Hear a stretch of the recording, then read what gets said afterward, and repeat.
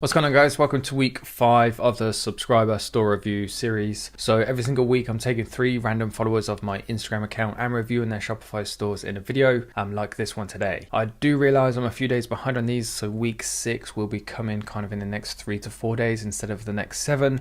So if you guys do want to get a chance for your store to feature in one of these videos and essentially get reviewed, just make sure you head over to Instagram and follow me on there, and then look out for a post similar to this one that you see on your screens now. And with that being said, then guys, thanks for tuning in. We have a general store, and a one product store to have a look and go through in this video. So I hope you guys enjoy it. If you do, please do make sure you hit that like button. Any comments, questions, video suggestions, I answer every single one, so just post it down below and I will get back to you. And please do make sure you subscribe as well. Only 30% of the people who watch these videos actually subscribe to my channel. So if you're not subscribed yet, make sure you do that right now before you watch any more.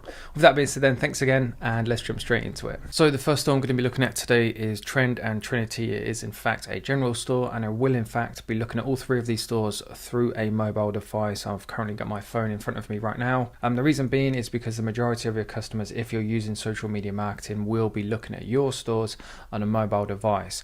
So even though you've probably designed and built your store on a desktop on Shopify, just make sure you check out absolutely everything through your mobile device to make sure that everything looks good, everything looks optimized, there's no layout issues, nothing like that at all. So trendandtrinity.co.uk, they've got a .co.uk domain, so the chances are these guys are probably focusing on just a UK market. From past experience, I've always found that if you go for international markets, so mainly the US, Canada, Australia, they will prefer to shop on a .com domain. It does make a difference to what your conversion rate will be, but on the flip side of that, buy tags in the UK and other European countries, they're a lot less competitive than the US, so your money goes further in terms of your ad spend. So what I'm trying to say basically is just make sure you test each market individually, compare the results, and then just stick with the one that actually works. So that being said, they're moving on to the store. At the top they have a nice big banner, a nice kind of like minimalistic feel to it in terms of the fonts they've used. Spring sale 70% off, which is great.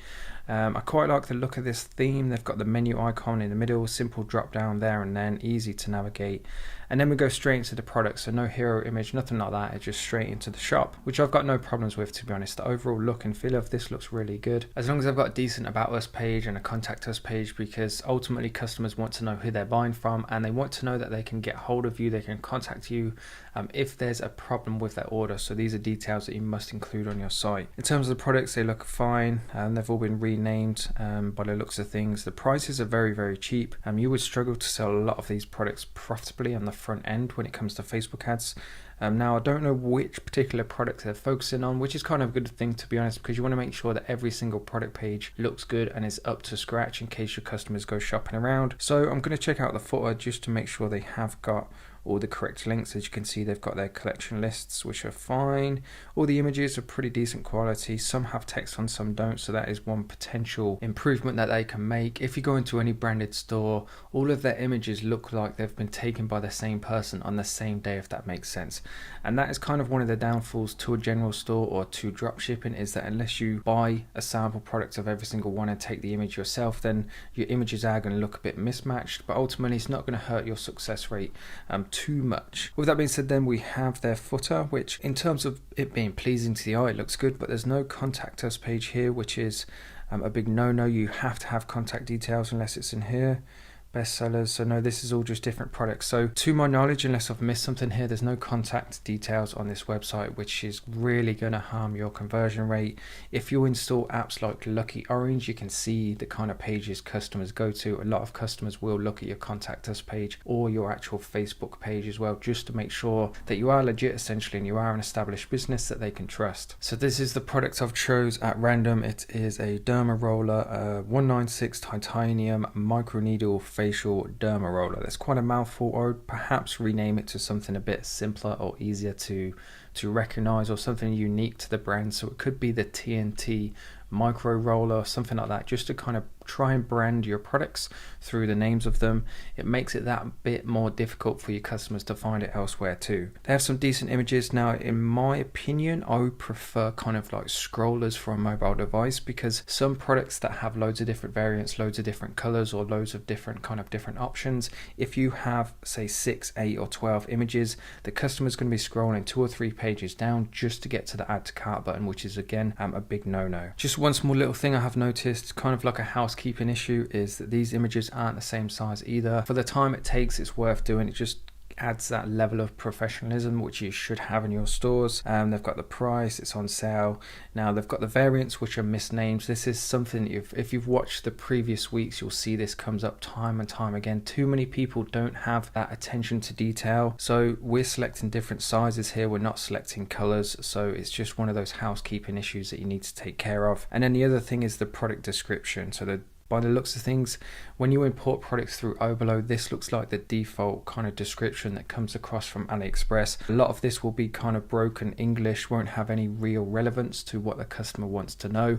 In some cases, because it doesn't make sense, it is broken English and there's spelling mistakes and it's not punctual, it will even put your customers off. So again, this is something you need to take care of. If you're going to put products on your store, make sure that regardless of whether you plan on selling them or promoting them through Facebook, that you take the time to write decent, professional and proper product descriptions. The next website we have is also a general store. It's called nadiasSmartHomeGadgets.com, an international store. They have the blue announcement bar at the top. I really like the blue. However, I think that emojis are a bit overkill. I wouldn't have 2 on here. I would just have the one, and I would have it on the right hand side. In terms of having one either side, in my opinion, it's just a bit overkill. The logo itself, whilst it's a custom logo on a mobile device, I don't know if you guys can quite see that, but it's quite difficult to read or understand looking at on a mobile device. So I'll change it up just to make it a bit more easier to understand and recognize, especially if you're going to be running Facebook ads and building some form of a brand and you want customers to kind of recognize you when you retarget them with new ads. The next thing is they have a hero image, which is it's like a meme image rather than, it's not really doing anything for the site, and it's kind of crossing that line in my opinion between coming yes, we are a general store, yes, we are selling certain products, but we still want to come across as a professional business. And in my opinion, a professional company wouldn't post an image like this one. So if this was my store, if I was talking in terms of this was my store and these were the changes that I would personally make, I would remove this image and change it to some kind of product or offer that you want to advertise. Now in reality, it's probably not going to be much of a big deal because most customers probably won't see your homepage, they'll just go straight to your product page. However, like I said, if this was my store, these would be some of the changes I would definitely consider. They have the blue view now button, which is fine because it matches the blue at the top. They have the different collection lists, and then they go into a product. So it's pretty much like the default layout of the debut theme, which I'm looking at. The manicure baby nail clipper, $30. The variants are matched up and named correctly, but then they have the add to cart button and the buy it now button in the same color. Now if it was me, what I would do is I would match all of these blues together just to create that kind of uniformity, if that's even a word, throughout the store. So what I would do is get the hex color for this announcement bar at the top. I would make this view now button the same hex color, the same blue.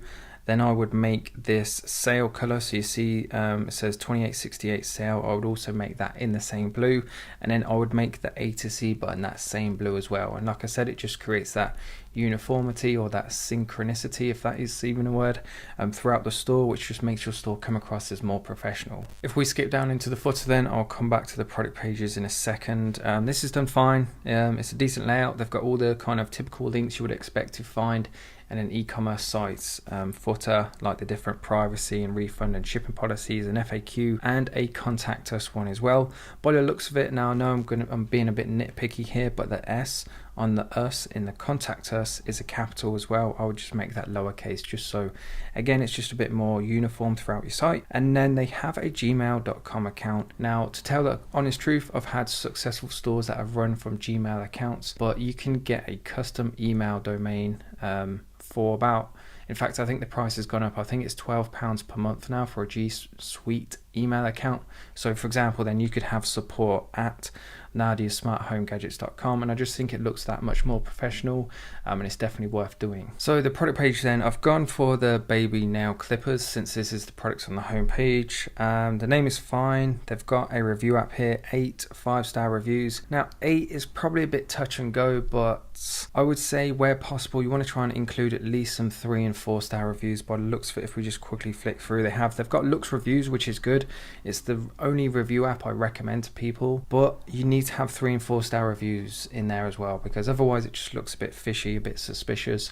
Even the best companies in the world don't all have 5-star reviews. They have the color variant, which is fine. I don't think I've missed anything up here by the looks of things. They've got some good quality images, and then we've already mentioned the add to cart color button. Then you have trouble trimming your child's nails. Now I don't have a kid, so I wouldn't know whether that is a common problem or issue people have. If it is, then absolutely fine.